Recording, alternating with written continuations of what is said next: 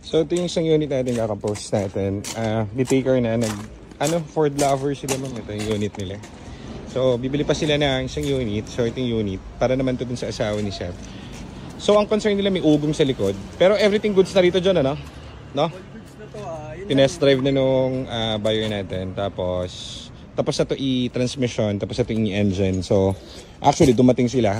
Hindi pa naman kasi tapos to. So papupunta pa to dun sa suspension area namin. Pinatest drive na lang kasi nag-walk-in lang yung bibili.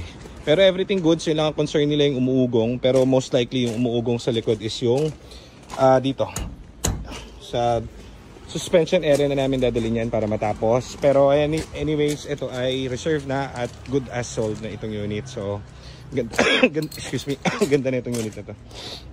Ito yung vlog ko ng isang araw, sabi ko maganda. Maganda naman talaga. Sila ma'am kasi Ford enthusiast din, so puro Ford yung unit nila, so maalam din sila. So yun lang, yung concern nila is tatanggalin natin, pero talaga naman matatanggal yun dahil nga ito ay hindi pa finishing pa natin. So ayan, Boss Aljon, ano masabi mo? Maganda yung driving, okay? Yung unit, yun lang yung hindi pa tapos yung suspension ko kaya. Saka yung bintana. Yan, passenger lang. Ayaw sumaran itong bintana kasi ito ay galing dun sa detailing.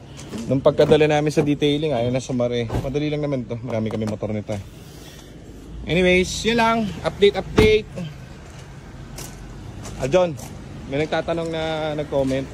May boyfriend ka na raw ba? Bakit? Sabi mo lang wala kung wala eh. Wala.